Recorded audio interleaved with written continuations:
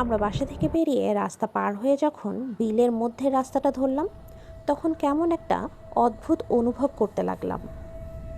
চারপাশে ঠান্ডা বাতাস বইতে লাগলো, আর কেমন একটা আষ্টে গন্ধ পেতে লাগলাম। আমি ছিলাম বরাবরই সাহসী আর মাদ্রাসার ছাত্র।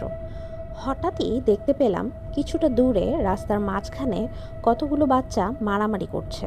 তাদের গায়ের রং ছিল অস্বাভাবিক কালো, বয়স 4-5 বছর হবে, এবং তাদের গা থেকেই সেই আষ্টে গন্ধটা আসছিল। ভয়ে আমার পা যেন জমে গেছে। তবু সেসব পাত্তা না দিয়ে ভাইয়ের হাতটা শক্ত করে ধরে অন্য রাস্তা দিয়ে এগোতে লাগলাম।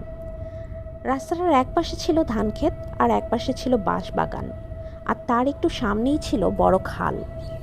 হঠাৎ বাঁশঝাড়ের কাছে আসতেই কোনো বাতাস ছাড়াই একটা বাঁশ মর্মর শব্দ করে আমাদের সামনে পড়ে গেল।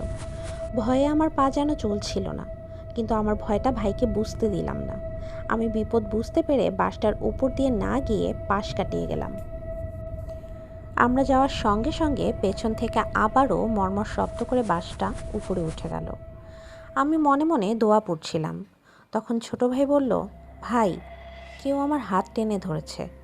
আমি তাকিয়ে দেখলাম সেই কালো বাচ্চাগুলো। ওদের কারো শরীরে পোশাক ছিল না। আমি কোনো মতে ওরা হাত টেনে ধরে যেতে লাগলাম, কিন্তু ওরা ছিল 5 জন। আমি ওদের সঙ্গে পেরে উঠছিলাম না। আমি আমার ভাইকে কাঁধে তুলে নিলাম, বললাম, আমাকে শক্ত করে ধরে রাখ। ওরা আমার ভাইকে কাঁধ থেকে টেনে নামিয়ে ফেললো। ওদের আমি ধরতে পারছিলাম না, কারণ ওদের শরীর ছিল তেলের মতো পিচ্ছিল।